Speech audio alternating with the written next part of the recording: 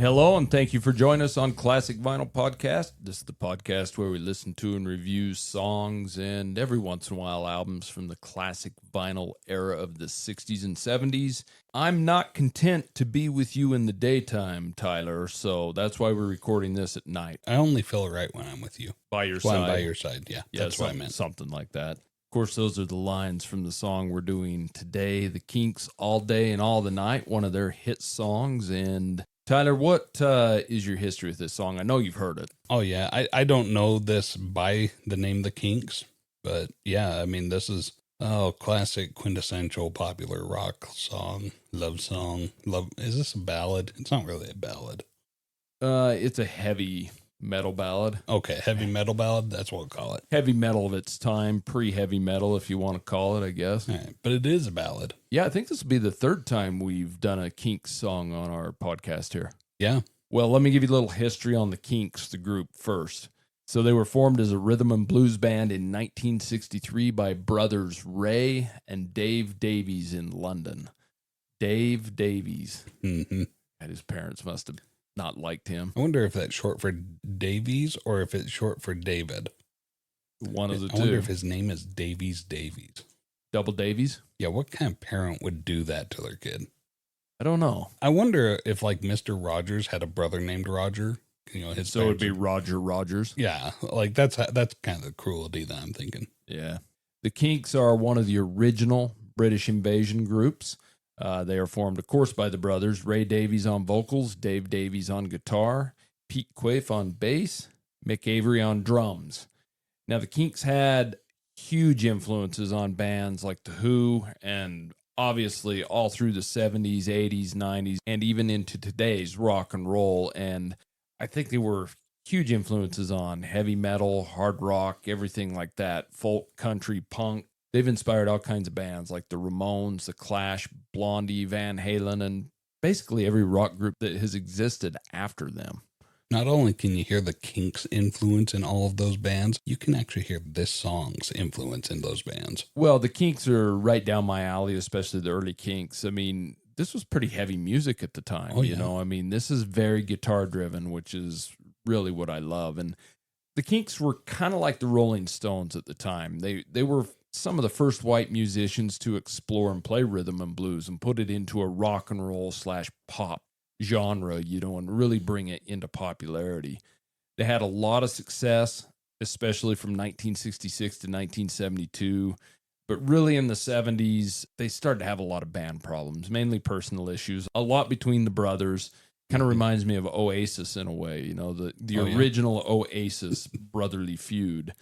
Now, from 1977 to 1985, they did kind of get back together and had moderate success, although they kind of had a different style of music by that time. But let's be honest, all of the early 60s and 70s bands, when they kind of reformed, they did have different sounds. They kind of had to evolve. It happens, yeah.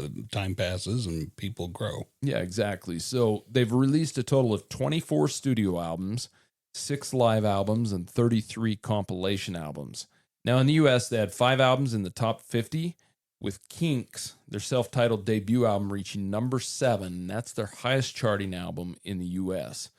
Now, as far as albums are concerned in the U.K., they had 6 albums in the top 50 there, 3 albums in the top 10. The Kinks and the Kinda Kinks both hit number 3 in the UK. Those were their top charting albums in the UK. So this band did not have a number 1 album in the US or the UK. So they did have 5 compilation albums, also hit the top 10 in both the US and the UK.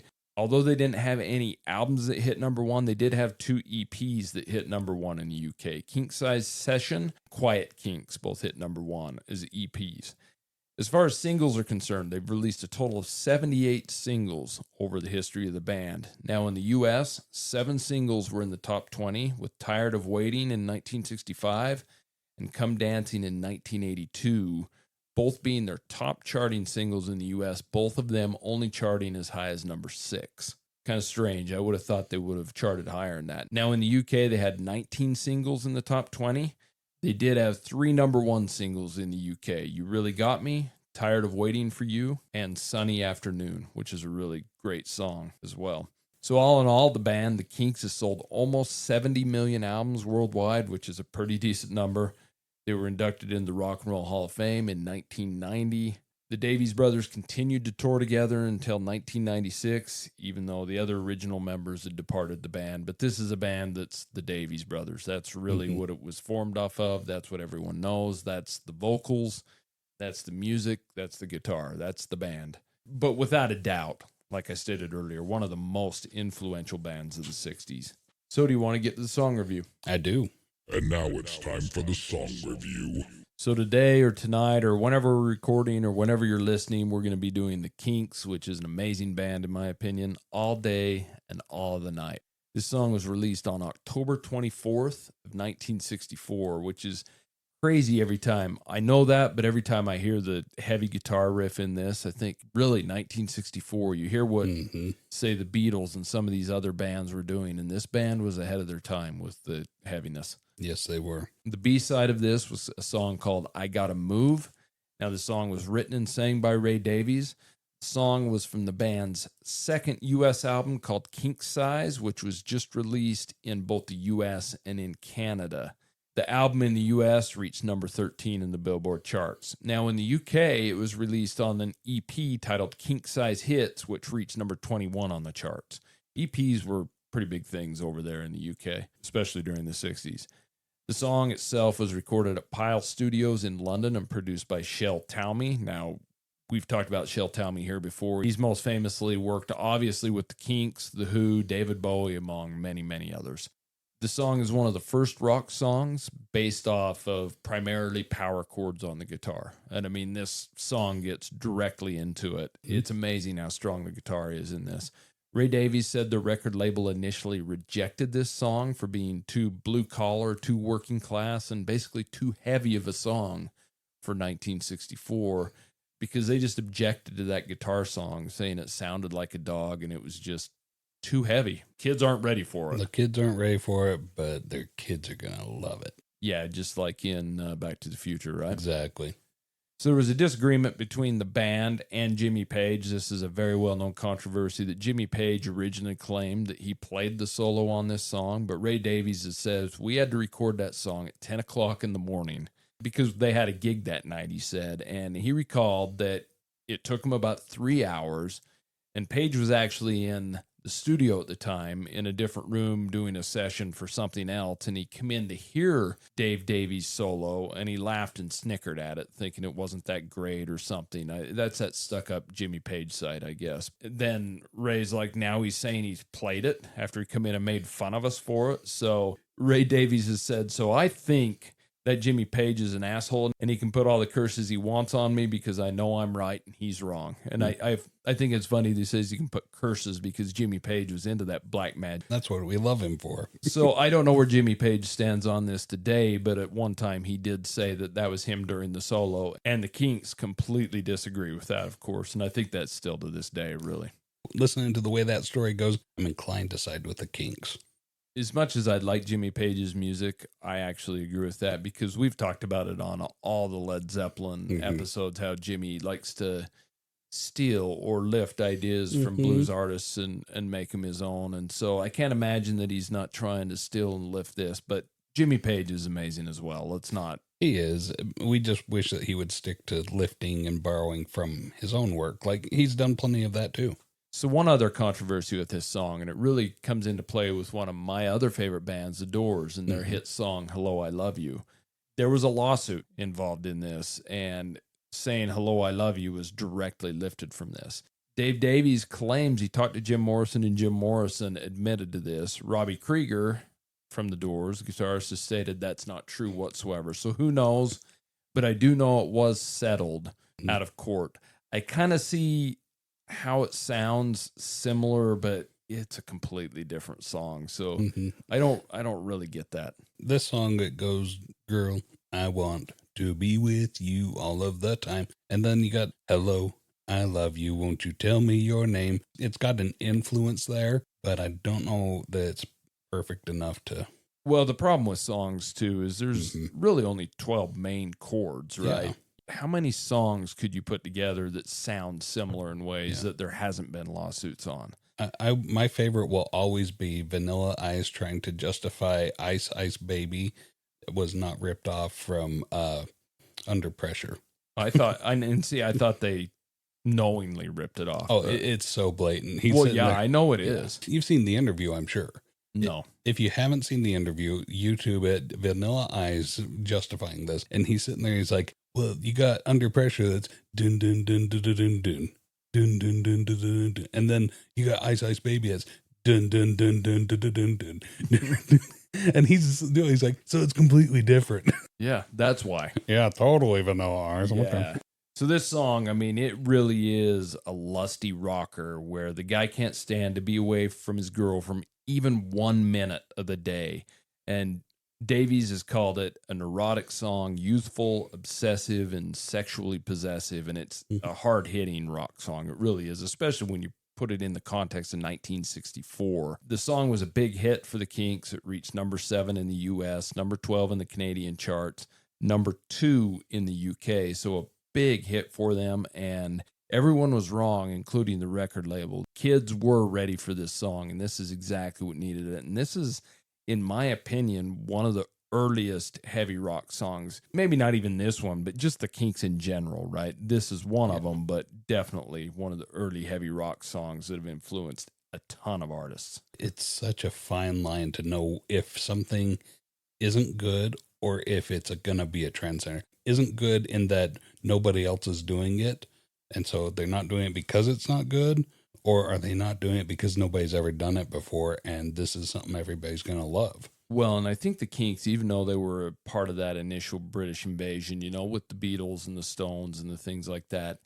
their sound's completely different than those bands. I mean, it's more guitar driven. I mean, at least their early sound, and it's a good sound. And I think in this case, kind of going to what you were talking about, this is one that was popular because it hadn't been done. Yeah. It hadn't been done in this style, not because it wasn't good, because it hadn't been done. There's been a ton of cover versions of this song. The Scorpions, Metallica, Quiet Riot, all those hard rock bands. Gary Lewis and the Playboys, not quite a hard rock band, and a ton of other bands. You hear this song on commercials, television, movies. It's still played everywhere to this day. Oh, this riff is so popular.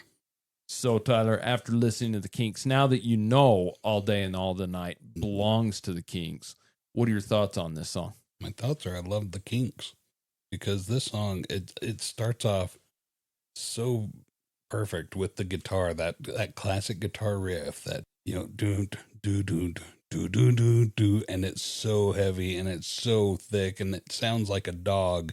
It sounds like a dog that's just wants to be with you all of the day and all of the night, all the time, right? The drums are there to back it up. The bass is there holding a steady line. The thing I noticed about this song is that the drums and the bass hold that line so steady throughout the whole song, beginning to end, even through the guitar solo in the middle, which I gotta say that guitar solo really kicks. It's great. His voice, his vocals are clear. They're mixed right to the front, so you can hear him what he's saying. He's enunciating just right.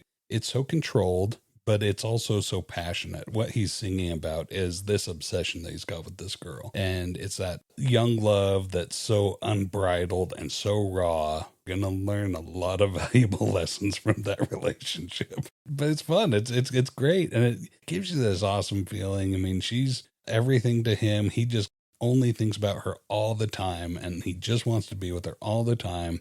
Sometimes they're going to have to probably take a break, get something to eat, take a shower, but, you know, then he's going to be in the shower with her. You know, it's just, he can't help himself. He's so taken with her. And it really captures that. It's totally blue collar and real low class kind of love. But man, it's that kind of love that's so unbridled, so wild, that's so exciting. And I loved it. I'm going to save the rating for later, but for now, I want to hear what your thoughts are on this one, Justin. Well, this is one of my favorite songs from the Kinks and favorite songs in general. I mean, you got the opening guitar riff. It's so recognizable I think even people who don't know who the Kinks are have heard this guitar riff, have heard this song somewhere in pop culture. And I think what is so amazing about this song is it is a ballad of a song if you look at the lyrics. There's nothing ballad about the song in the sound.